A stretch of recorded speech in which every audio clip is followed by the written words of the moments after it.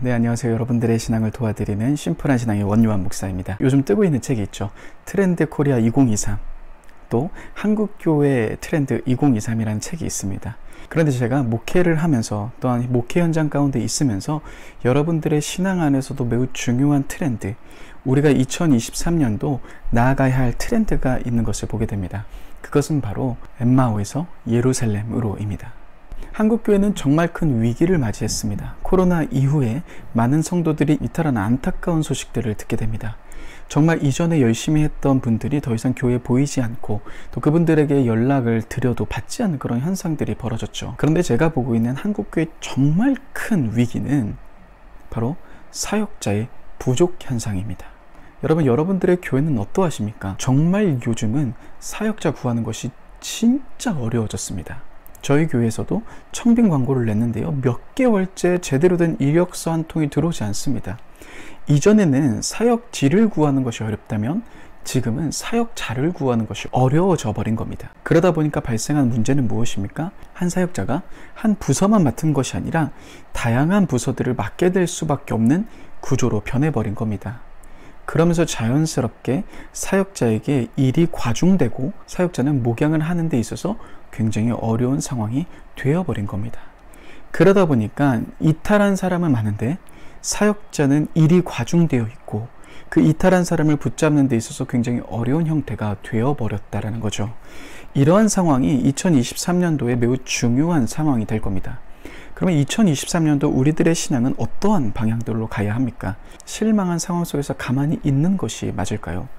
여러분들의 신앙에 2023년도 중요한 트렌드 있습니다. 그것은 무엇이냐면 바로 엠마오에서 예루살렘으로 라는 주제입니다. 누가복음 24장에 보시면 엠마오로 가는 두 제자가 나옵니다. 이 두 제자는 실망한 상태로 엠마오를 향해서 가고 있습니다. 예루살렘이라는 공동체를 벗어나 엠마오로 가는 두 제자, 그들의 마음 가운데는 실망감과 좌절감이 있었죠. 그런데 이 두 사람이 어떻게 다시금 예루살렘 공동체 안으로 들어올 수 있었습니까? 딱 두 가지입니다. 그것은 바로 말씀과 기도입니다. 27절의 말씀을 보시면 예수님이 그들에게 모든 성경을 이야기를 하시면서 예수 그리스도에 대한 이야기를 했고요. 두 번째는 30절에 보시면 그들과 함께 식사하시며 교제하십니다. 그리고 이 두 가지를 통하여서 어떠한 변화가 생깁니까? 다시금 엠마오에서 그들은 예루살렘 공동체가 있는 곳을 향해 나아가기 시작합니다. 그러니 2023년도 우리들의 신앙 다시금 교회 안으로 들어가기 위해 교회 안에서 다시금 함께 모이기 위해 중요한 훈련들이 있습니다. 그것은 바로 두 가지 말씀과 기도의 훈련입니다. 그런데 여기서 기억하셔야 될 중요한 게 있습니다. 그것은 바로 말씀과 기도를 함께 나눴던 공동체는 작은 공동체였다는 겁니다. 또한 그들의 현장 속에서 있었던 공동체라는 겁니다. 그래서 2023년도 저는 가정 예배에 포인트를 두려고 합니다.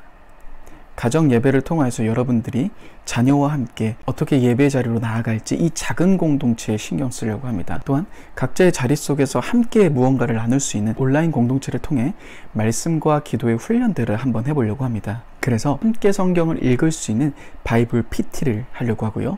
또한 각자의 삶의 자리 속에서 기도하며 하나님과의 더 깊은 관계로 나아갈 수 있는 40일 프로젝트를 이 채널에서 진행해 보려고 합니다. 여러분, 2023년도에 신앙 트렌드는 엠마오에서 예루살렘입니다. 각자의 삶의 자리 속에서 다시금 공동체, 교회 안으로 나아가기 전 흩어졌던 우리들의 마음, 실망했던 우리들의 마음, 그런 모든 마음들을 다시금 말씀과 기도를 통하여서 또한 작은 공동체와 또한 온라인 공동체를 통하여서 함께 회복하며 다시금 교회의 공동체 안으로 들어가시는 저와 여러분들의 삶이 되셨으면 좋겠습니다.